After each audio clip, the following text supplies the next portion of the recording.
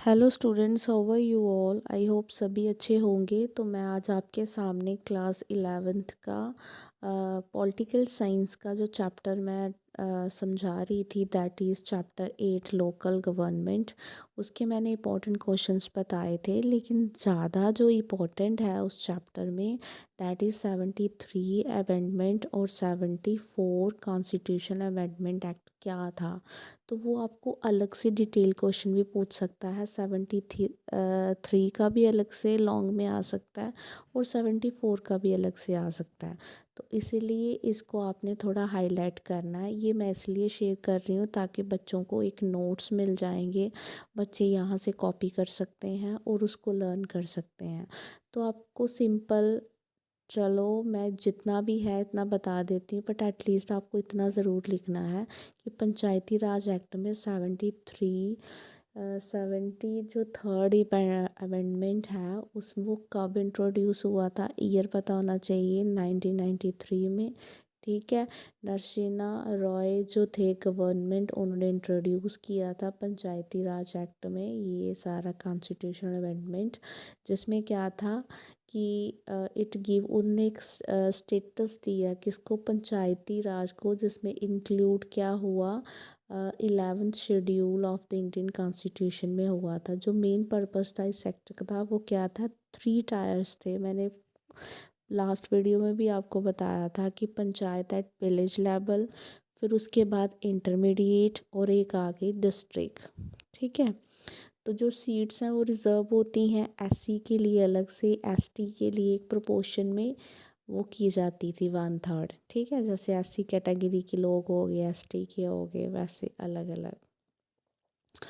दूसरा है जो ऑफिसेस होते हैं चेयरपर्सन के पंचायती के, उनके लेवल्स वुड भी रिज़र्व होते हैं एससी और एसटी के। जैसे जिस तरह की पॉपुलेशन होगी, बोर्डिंग होगी या कहीं कैंडिडेट खड़े होंगे, जैसे एमएलएस हो गए, पंच हो गए, सरपंच हो गए, तो कैटेगरी के हिसाब से उनको इलेक्ट किया जाएगा। फिर उसके बाद है जो टाइम पीरियड होता है पंचायत का, वो कितना रहता है, 5 years रहता है। ठीक है। तो अगर इलेक्शन वगैरह आगे पीछे हो जाती हैं तो 6 month वो एक्सीड कर जाएगा, लेकिन 5 years उनका एक फ़िक्स टाइम है। ओके। उसके बाद है इंडिपेंडेंट इलेक्शन पे इनका जो भी प्रोसेस होता है, जो इलेक्शन होती है वो सारी बोर्डिंग पे होती है।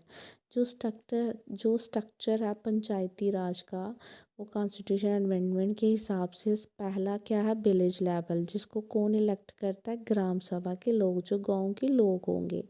जो पंचायती समिति है, जो ब्लॉक की समिति है, उसमें कौन होंगे, कंसिस्ट ऑफ सरपंच, वहाँ पे सरपंच आ जाएंगे। ठीक है। उसके बाद जो जिला परिषद होते हैं, जो डिस्ट्रिक्ट लेवल में होते हैं, उसमें कंसिस्ट क्या होता है, चेयरपर्सन्स होते हैं ऑफ ऑल पंचायत समिति। जो पंचायती समिति के जो चेयरमैन्स होते हैं वो होते हैं। ठीक है, जिला परिषद में। फिर उसके बाद है सेकंड है, नेक्स्ट क्वेश्चन है, कौन से ऐसे मेजर फीचर्स हैं अर्बन लोकल गवर्नमेंट के, जो म्यूनसिपैलिटीज़ 74 अमेंडमेंट एक्ट। अब देखो अर्बन क्या है, अब आप बस इतना समझ लीजिए कि रूरल में आगे गांव वाले लोग, जो मतलब गांव में रहते हैं, और अर्बन में वो लोग आ गए जो ना ही ज़्यादा गांव के हैं ना ही वो सिटी के हैं, वो इंटरमीडिएट हैं, बीच वाले हैं। तो वहाँ पे म्यूनसिपैलिटी, म्यूनसिपल कॉरपोरेशन, ये वाली चीज़ें वहाँ पे अप्लाई होती हैं।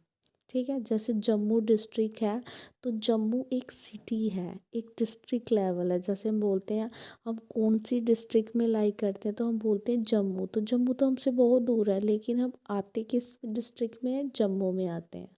लेकिन हमारे छोटे छोटे विलेज, छोटे पार्ट, फिर आगे अर्बन एरियाज। ठीक है।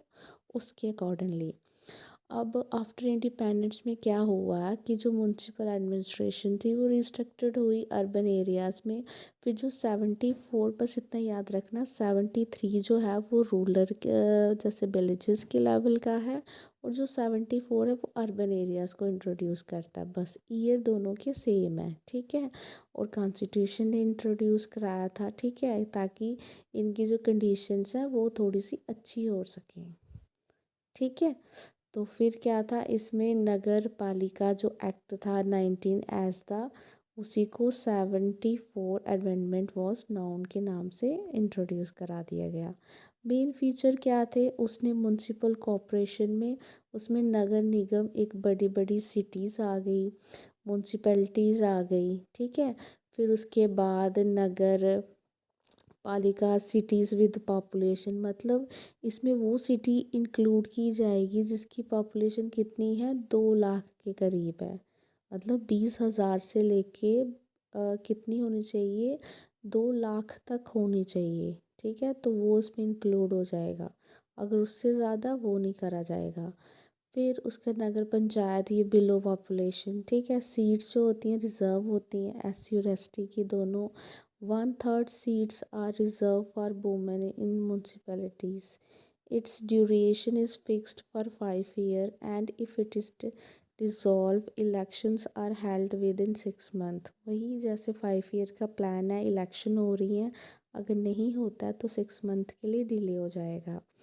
There has been devotion of power, powers जो हैं वो डिवोशंस हैं, जिसमें प्लान्स बनाए जाते हैं कैसे कैसे टैक्सेस लेने हैं सिटीज़ से, कैसे कैसे और इम्प्रूवमेंट करनी है, वो सारा इसमें आता है। फंड्स जो भी फंड्स मिलते हैं गवर्नमेंट की तरफ से मिलते हैं, लोगों में कैसे डिस्ट्रीब्यूट करने हैं, कैसे हेल्प करनी है, वो सारा इसमें आएगा।